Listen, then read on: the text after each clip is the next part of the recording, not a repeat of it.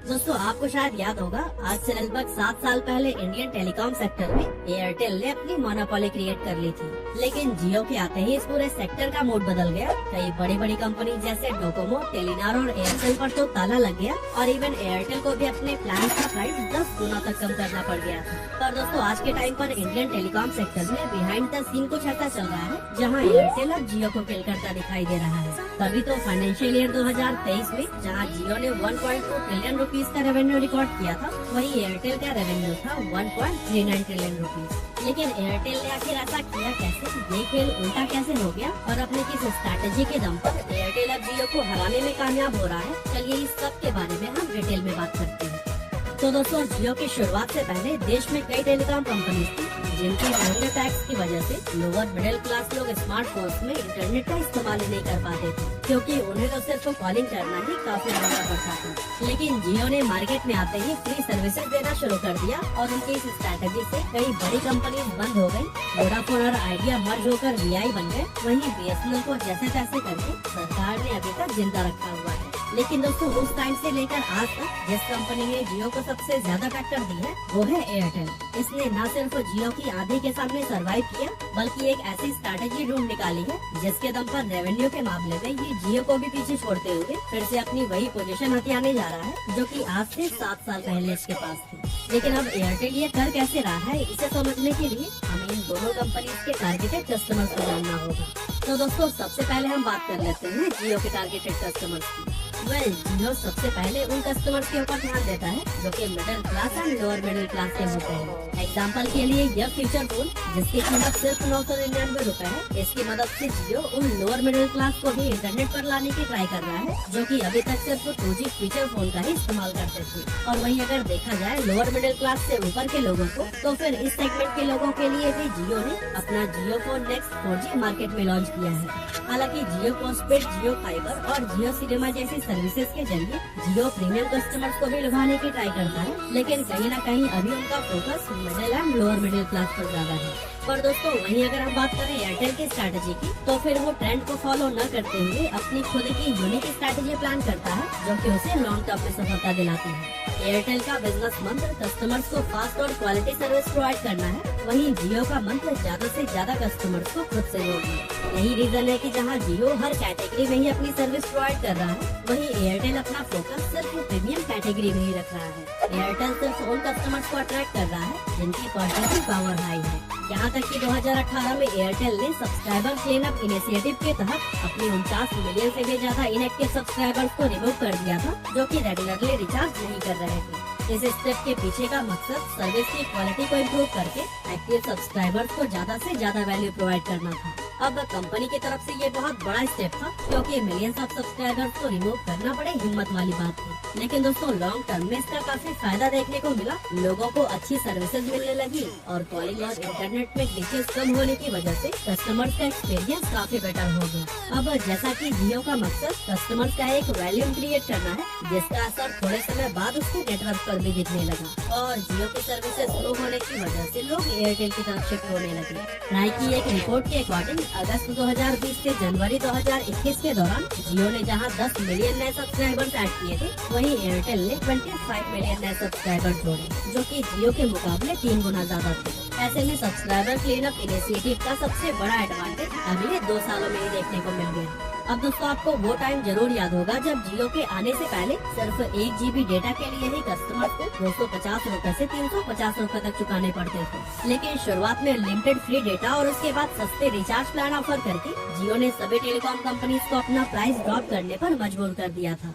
यहाँ तक कि एयरटेल जो उस समय सबसे महंगा माना जाता था, उसको भी अपने प्लान के प्राइसेस ड्रॉप करके 10 गुना तक कम करने पड़ गए थे। लेकिन फिलहाल आज की अगर बात करें तो मार्केट में इतना स्ट्रॉन्ग कंपटीशन होने के बावजूद इसी साल जनवरी में एयरटेल ने अपने प्लान 57% तक बढ़ा दिए थे, क्योंकि जहाँ पहले इसका एंट्री लेवल प्लान 99 रूपए में था, अब वो बढ़कर 155 रूपए हो गया। यानी कि आपको अपने एयरटेल सिम की सर्विस चालू रखने के लिए हर महीने मिनिमम 155 रूपए का रिचार्ज कराना ही पड़ेगा, वरना सिम पर इनकमिंग कॉल्स और और इवन मैसेजेस तक बंद कर दिए जाते हैं। जबकि जियो के केस में ऐसा कुछ भी देखने को नहीं मिलता, क्योंकि जियो में अगर आप रिचार्ज ना भी करें तो भी आपके नंबर पर इनकमिंग कॉल्स और मैसेजेस कम से कम 90 दिन तक एक्टिव रहते हैं। इस तरह से दोस्तों एयरटेल अपनी बेसिक सर्विस के लिए भी अच्छा खासा पैसा चार्ज करता है और इवेंचुअली इससे कंपनी का प्रॉफिट मार्जिन इंक्रीज हो रहा है।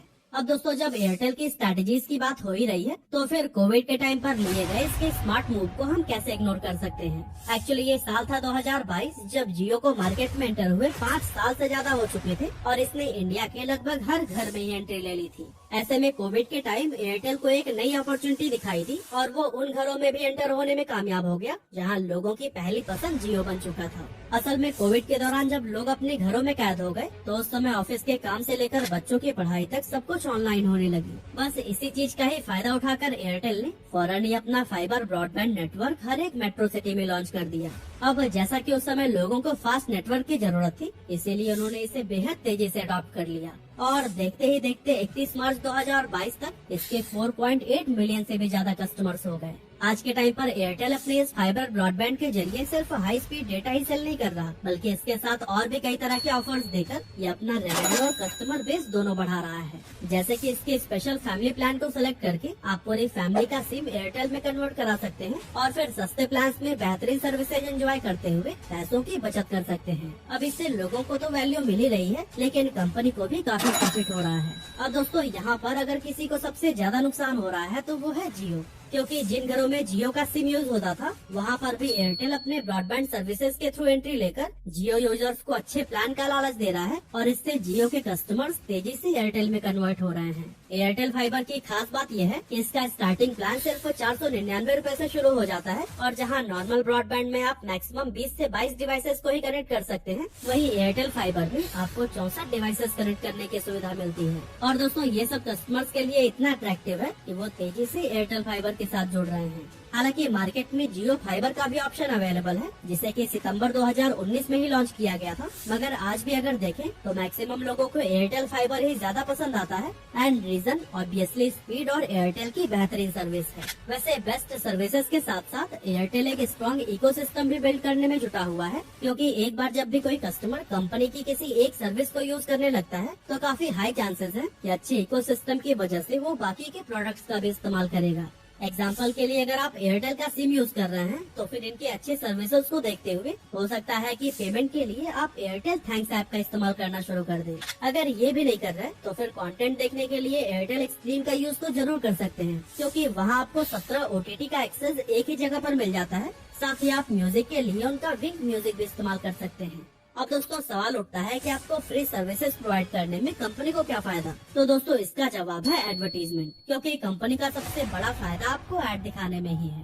हालांकि सिर्फ अपना इकोसिस्टम बिल्ड करके या फिर कस्टमर्स को ऐड दिखाकर ही एयरटेल जियो से आगे नहीं निकल सकता, क्योंकि जैसा कि हम सबको पता है कि जियो के पास इससे भी बड़ा इकोसिस्टम है। साथ ही उनके सब्सक्राइबर्स का नंबर भी एयरटेल से काफी ज्यादा है। तो फिर ऐसा क्या है जिसमें जियो एयरटेल का सामना कभी नहीं कर सकता। एक्चुअली एयरटेल का एवरेज रेवेन्यू पर यूजर यानी कि ARPU जियो से ज्यादा है। जहाँ जियो का ARPU 167 रुपीज है, वहीं एयरटेल का 178। इन दोनों के बीच 11 रुपए का फर्क है, लेकिन जियो के पास एयरटेल के मुकाबले ज्यादा सब्सक्राइबर्स हैं, तो हो सकता है कि रेवेन्यू के मामले में इससे कोई खास फर्क ना पड़े। लेकिन अगर एक जगह इसका मेजर इम्पैक्ट देखें तो वो है कस्टमर्स की मानसिकता। अब अगर हम जियो की हिस्ट्री को देखें तो इसने अपने शुरुआती 6 महीने में ही 100 मिलियन से ज्यादा सब्सक्राइबर जोड़ लिए थे। इस इंडस्ट्री में इतनी बड़ी ग्रोथ आज से पहले किसी भी टेलीकॉम कंपनी ने नहीं देखी थी। लेकिन जियो के केस में ऐसा पॉसिबल हो पाया था सिर्फ और सिर्फ उनकी फ्री सर्विसेज की वजह से। आज भी अगर देखें तो जियो के पास काफी ज्यादा सब्सक्राइबर्स वही हैं जो कि फ्री डेटा का इस्तेमाल करते थे। इसके अलावा कंपनी के साथ जो नए सब्सक्राइबर्स भी जुड़े हैं, उनके जुड़ने का रीजन भी सस्ता प्लान ही है। इनमें से ज्यादातर तो middle class, lower middle class या फिर ऐसे गरीब लोग हैं जिनकी परचेजिंग पावर काफी कम है। On the other hand Airtel के मैक्सिमम सब्सक्राइबर्स वो हैं जो कि जियो के आने से पहले इस कंपनी के साथ जुड़े हुए हैं और हर महीने 500 से 800 रुपए तक का रिचार्ज प्लान पर खर्च कर देते थे। और दोस्तों जो कस्टमर्स एयरटेल के साथ हाल ही में जुड़े हैं, उनके लिए भी वैल्यू मैटर करती है। तो दोस्तों इससे साफ है कि एयरटेल के पास प्रीमियम कस्टमर्स हैं जिनकी स्पेंडिंग पावर जियो के मुकाबले काफी ज्यादा है। लेकिन दोस्तों अब सवाल है कि स्पेंडिंग पावर से कंपनी को क्या फायदा। तो दोस्तों एग्जांपल के लिए अगर कोई प्रीमियम ब्रांड एयरटेल को ऐड दिखाने के लिए अप्रोच करता है तो फिर एयरटेल उनसे बड़ी रकम चार्ज कर पाएगा, क्योंकि उसके पास ऐसे प्रीमियम कस्टमर कस्टमर्स हैं जो कि हाई परचेसिंग पावर रखते हैं और इसकी वजह से इन एड्स पर ही ज्यादा लीड जनरेट हो पाते हैं। दूसरी तरफ जियो के पास मैक्सिमम कस्टमर्स ऐसे हैं जिनकी परचेजिंग पावर काफी कम है, इसीलिए अगर वो कोई एड रन करेंगे तो फिर बहुत कम चांसेस है कि कस्टमर उस प्रोडक्ट को खरीदे और यही चीज एयरटेल को आगे निकलने में काफी मददगार साबित हो रही है। आज अगर हम जियो का मार्केट शेयर देखें तो 37.9% है, वहीं एयरटेल का 32.45। लेकिन अगर ऐसे ही एयरटेल अपना बेहतरीन प्लान इम्प्लीमेंट करता रहा तो फिर वो दिन दूर नहीं जब जियो को पीछे छोड़कर ये वापस से टॉप पोजीशन पर बैठ जाएगा। वैसे आपका क्या ओपिनियन है? आने वाले टाइम में एयरटेल वापस से इस इंडस्ट्री का किंग बन पाएगा क्या? कमेंट करके जरूर बताइएगा।